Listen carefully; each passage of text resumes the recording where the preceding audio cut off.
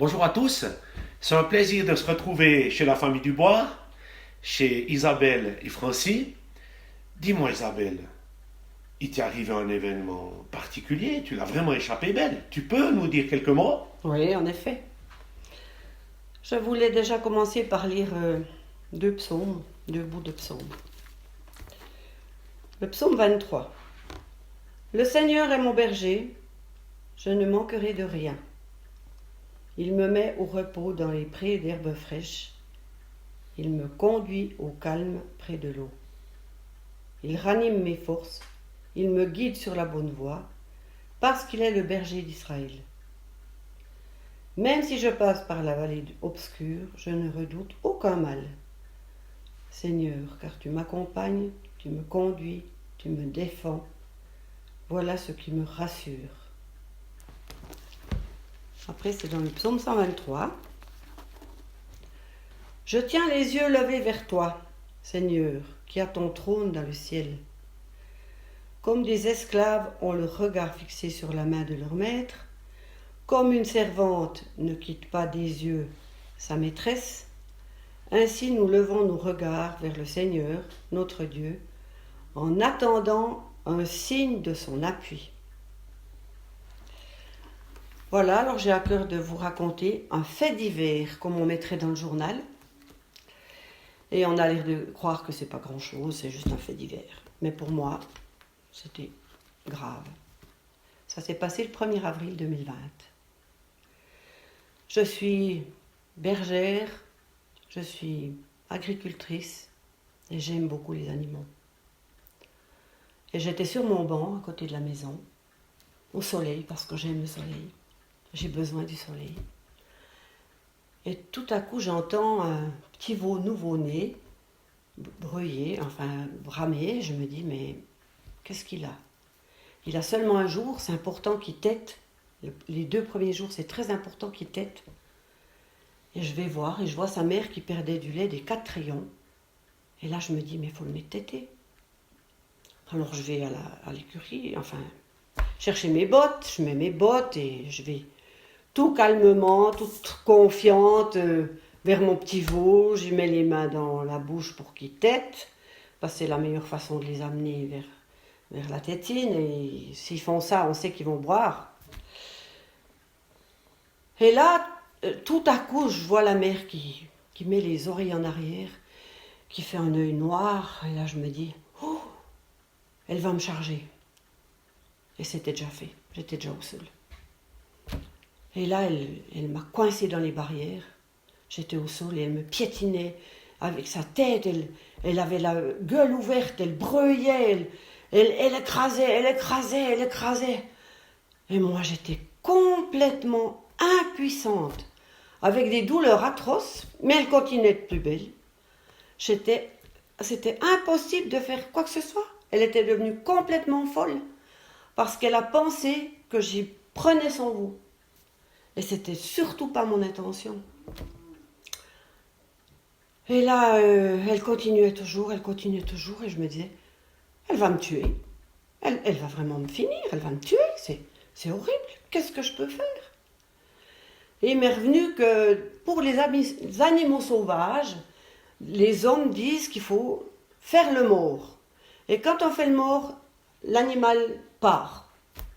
Alors j'essaye de faire la mort, j'essaye de me laisser aller comme ça. Mais elle continuait. Et tout à coup, au fond de mon cœur, j'ai entendu une petite voix dire « crie ». Et là, je me suis mis à hurler de toute une traite. D'un coup, j'ai hurlé. Et là, tout d'un coup, je vois la vache. L'œil a changé. En une fraction de seconde, elle a mis les oreilles en arrière et elle est partie comme si de rien n'était. Et là, j'étais complètement paf. Et là, je me dis, ça c'est un miracle. J'ai entendu la voix de Dieu et il m'a répondu. Il a pris soin de la brebis, de moi, de la brebis. Et là, j'ai pu me relever, ce qui était aussi un miracle, parce qu'avec tout ce qu'elle m'avait trituré dans tous les sens, et puis avec mon problème de dos aussi, c'est quelque chose de violent. Et j'ai pu partir jusqu'à la grange vers mon mari, sortir cet enclos, enfin sortir cet enclos.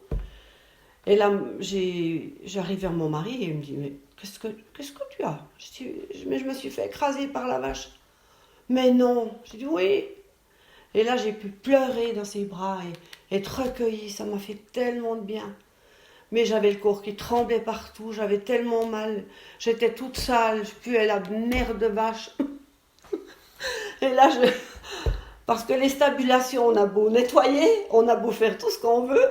De toute la journée, elles se promènent, elles font leurs besoins, on a beau mettre de la paille, voilà. Et là, j'ai dit à mon mari, pendant que j'ai encore l'adrénaline, je vais aller me laver, parce que après, j'aurai plus la force. J'ai tellement mal partout. Et je sais que l'adrénaline nous aide encore à agir avant qu'on soit complètement... Et là, je me suis nettoyée, j'ai été sur le banc à côté de la maison, j'ai mangé une mandarine, j'étais tellement bien au soleil, j'étais complètement flasque, on peut dire. Complètement. Et là, je me suis dit, j'appelle ma fille. Et ma fille me dit, mais tu vas pas rester comme ça, il faut aller faire un contrôle, il faut aller à l'hôpital. Je dis, ouais, mais avec ce coronavirus, on dit que faut pas s'exposer. Et puis là, moi, j'ai déjà failli mourir autrement, j'ai pas envie de m'exposer avec ce coronavirus. Puis là, j'ai dit non, je vais quand même téléphoner à ma médecin. Et là, elle m'a conseillé vraiment d'aller à l'hôpital parce qu'ils peuvent faire toutes les radios et toutes les choses. Et là, j'ai trouvé qu'ils avaient eu une bienveillance merveilleuse, où ils ont pris soin de moi sur tout mon corps. Et tous les organes vitaux étaient sains. Pour moi, c'était un miracle. Parce qu'elle m'a écrasé les côtes, et après, la deuxième fois qu'elle a pris son élan, elle m'a écrasé le bassin. Et elle n'a pas été dans les organes, elle est restée sur les os. Et ça a permis que ça ne m'éclate rien du tout. Et elle ne m'a pas écrasé la tête, donc j'étais consciente. Ça, c'était aussi un miracle. Alors, j'ai des contusions partout. Ils m'ont fait 6 radios partout où ça enflait. Mais le miracle, c'est que j'ai seulement une petite fissure au petit os qui est sous le gros orteil. Et là, moi, je vois presque l'humour de Dieu, où il a montré qu'il avait protégé et que c'est vraiment banal. Et que le reste, ma foi, il faut faire guérir. Maintenant, ils m'en ont parlé de 4 à 5 semaines. Mais je suis confiante et je remercie le Seigneur pour le miracle qu'il a opéré. Parce que je verrai encore grandir mes petits-enfants. Et je suis très heureuse. Voilà. Magnifique. Merci Isabelle en tout cas de nous avoir reçus si gentiment chez vous, chez toi. Et merci pour ce beau témoignage qu'on a pu enregistrer, filmer. À bientôt. À bientôt, au revoir.